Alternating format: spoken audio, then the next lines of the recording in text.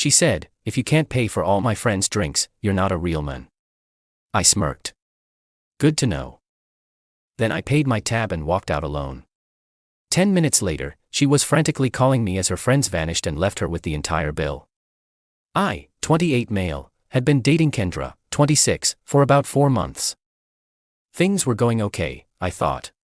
She was fun, attractive, seemed to have her life together. Looking back now, the red flags were there, but I was wearing rose-colored glasses. Last Friday was supposed to be a chill night. We planned to grab drinks at this upscale cocktail bar downtown. Just the two of us. Or so I thought. I get there at 8 p.m. She's already there with 5 other people. 3 women. 2 guys. Never met any of them before. "Babe, you made it." She kisses me on the cheek.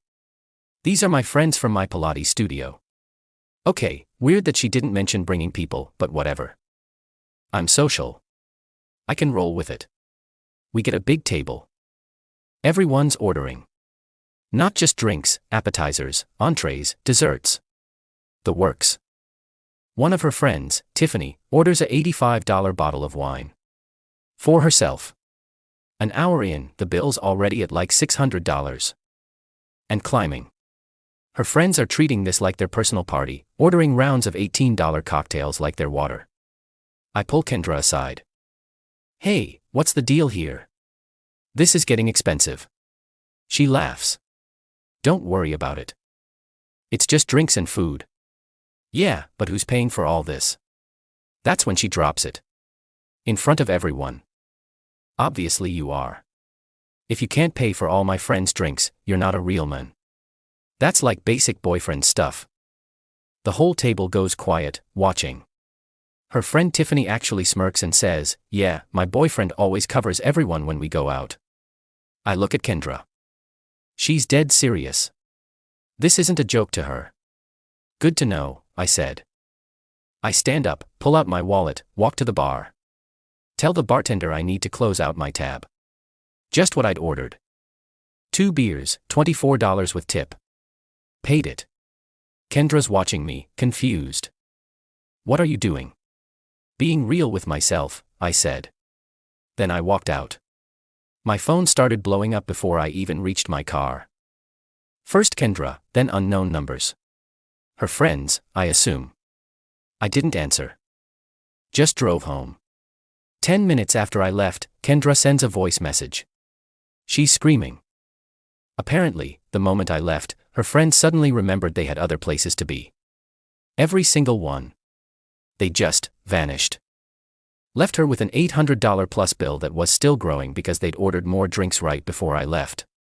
The best part. She didn't have her credit card.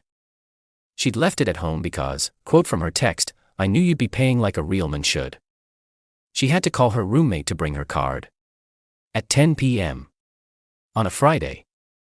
The roommate was not happy. But sure, I'm not a real man, El Mayo. Update 1.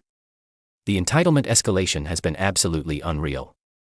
So Saturday morning, I wake up to 52 missed calls. Not just from Kendra. From her mom, Helen. Her mom, y'all. I listened to one voicemail from Helen. "You abandoned my daughter at a restaurant with a bill she couldn't pay. What kind of man does that?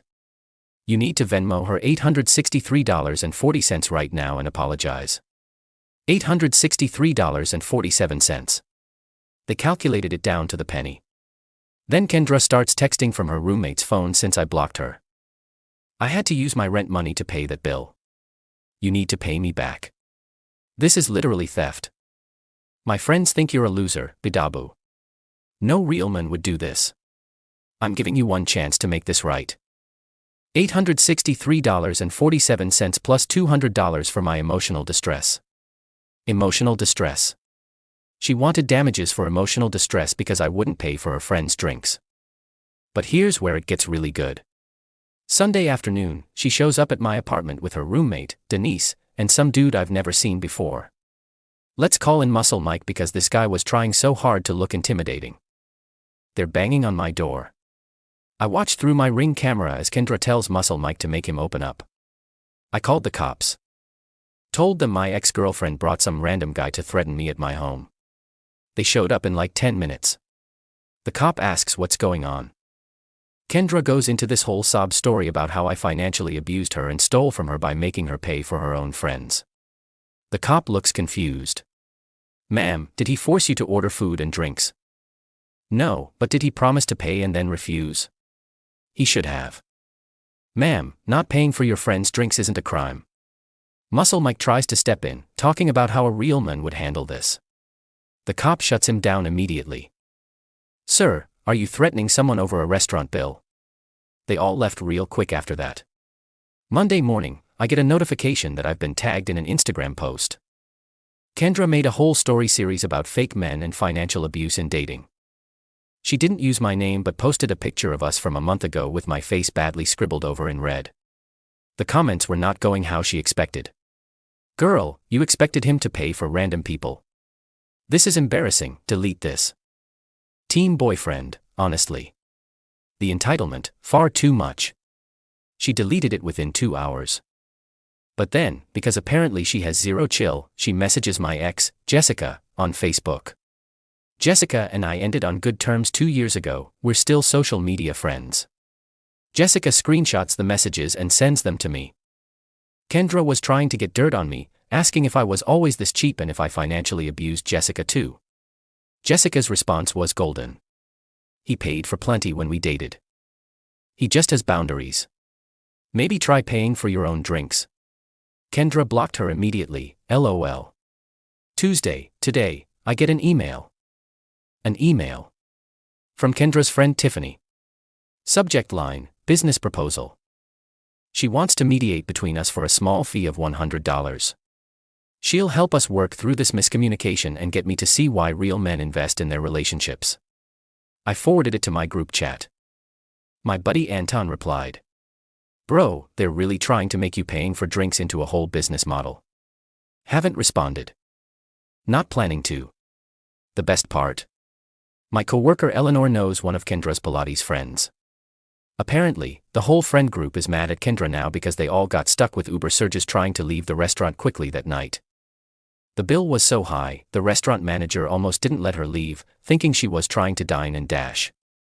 And according to Eleanor's source, this isn't the first time Kendra's done this. She's pulled the real man card on at least 3 other guys, getting them to pay for expensive group dinners. I was just the first one to walk away. Update 2. This woman really chose the nuclear option. Wednesday, I get a text from my buddy James who works at a bank downtown.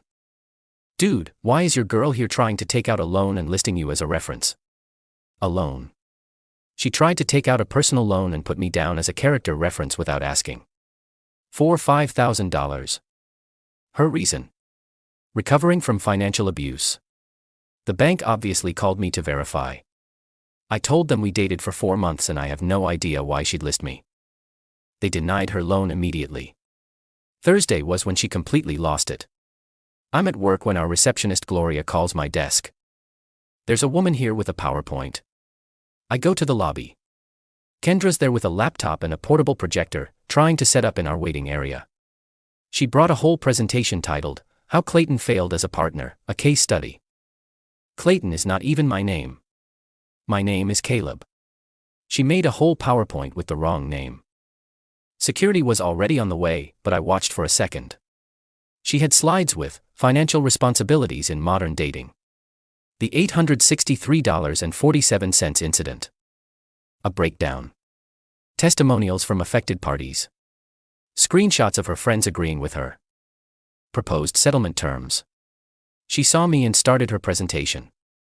As you can see on slide 3, the expectation was clear. That's not my name, I said. What? The PowerPoint says Clayton, I'm Caleb. Her face went red. She'd been practicing this presentation for the wrong person. Security escorted her out while she was frantically trying to edit the slides on her laptop. Friday, the pettiness reached new heights. She signed me up for every spam email list she could find. I'm talking hundreds of emails. Nigerian princes, timeshare offers, MLM schemes, you name it. Joke's on her though, I have filters. Took me 5 minutes to fix. But Saturday was the grand finale. She organized a protest outside my apartment building. Her and 3 friends with signs. Real men pay for dates. Caleb the cheapskate. Honk if he supports chivalry. My neighbor Mrs. Rodriguez saw them from her balcony and yelled, "Get a job. Pay for your own drinks." The protest lasted exactly 23 minutes. Why? Because Tiffany, the one who wanted to mediate for $100, saw that several people were filming them and realized this was going to end up on social media. She literally grabbed Kendra's sign and goes, "This is going viral for the wrong reasons. We need to leave now." Too late. Someone already posted it on TikTok with the caption, "Tell me you're entitled without telling me you're entitled." 2.3 million views as of today. Sunday, I get a call from an unknown number. It's Kendra's dad, Robert. "Son, I need to apologize for my daughter." Plot twist. I didn't see coming. Robert continues, "Helen showed me the messages. I saw the video of the protest. I'm mortified. We didn't raise her to be like this." Apparently, Kendra had been telling her parents I was emotionally abusive and controlling her finances. When they saw the actual evidence, they were appalled. Robert's already cut off her allowance. Yeah, she gets an allowance at 26, and told her she needs to get a second job if she can't afford her lifestyle. "She wanted us to sue you," Robert said. "For what?" I asked. "Not buying her friends cocktails." I told her she's lucky you don't sue her for harassment. The update as of today. Kendra's been dropped from her Pilates studio friend group. Tiffany apparently sent a group text saying Kendra's brand is too toxic for their positive vibes community. Her roommate Denise is moving out because Kendra tried to make her pay half the restaurant bill since it was roommate solidarity to support each other. And the best part? That restaurant. They have her photo at the hostess stand now. Not banned, exactly. But the manager told my coworker, who goes there regularly, they require a credit card hold for her before seating. All because I wouldn't pay for her friends' drinks. Final update. The conclusion to this saga is even wilder than I expected. 2 weeks ago, Kendra tried one last desperate move. She applied to appear on a local radio show segment called Dating Disasters, where people share their worst date stories. She thought she'd get sympathy. She did not. My coworker Eleanor was listening and texted me immediately. The radio hosts were not having it. Host 1, "So you brought 5 friends to your date without telling him. They just happened to be there. But you said you texted them to come." "Well, yes, but..." "And they all ordered expensive drinks and food. It was a nice place. And you expected him to pay for everyone. Real men." "Girl, this ain't it." They spent the next 10 minutes roasting her. The other host literally said, "This is why I'm single. People like you exist." They turned it into a whole segment about entitlement in modern dating. The calls that came in were brutal. Not one person sided with her. But the real ending came last week. Remember Muscle Mike? The guy she brought to intimidate me? Yeah, turns out he wasn't just some random friend. He was a guy she'd been talking to on a dating app, brought him along as backup muscle, and promised him a free dinner at a nice restaurant as payment for his intimidation services. How do I know this? Because Muscle Mike, real name Michael, messaged me on Instagram with screenshots. After the police incident, he realized he'd been played. She'd told him I was her abusive ex who owed her money. When he found out the truth, he was pissed. She'd made him risk arrest over a restaurant bill she created herself. But here's the kicker. Michael works in HR at a major company downtown. The same company where Kendra just applied for a marketing position. He obviously didn't say anything during her interview process. That would be unethical. But when she didn't get the job and texted him asking if he could put in a good word for next time, he responded, "I don't associate with people who lie and manipulate others for financial gain. Please don't contact me again." She tried to spin this as him being another fake man on her Instagram story. Nobody cared. Her follower count has dropped by like 60% since the TikTok incident. Kendra moved back in with her parents after Denise moved out and she couldn't afford the apartment alone. Her dad, Robert, made her get a second job at a call center to learn the value of money. The Pilates studio friend group completely ghosted her. Tiffany started dating one of the guys who was at the original dinner and they joke about the incident being how they met. The TikTok video hit 5 million views and spawned a whole trend of people mocking real men payment expectations. Last Thursday, I got one final message from a new Instagram account she made. I blocked the other 3. I hope you're happy. You've ruined my life over $863. I'm struggling while you're probably laughing about this. I didn't respond. But here's the thing. I wasn't laughing. I was relieved. This whole experience taught me to trust my gut when something feels off. Those 4 months, there were signs. The expectation that I'd always pay. The subtle comments about my car not being nice enough. The way she'd forget her wallet whenever we went out. The $863.47 wasn't about the money. It was about respect.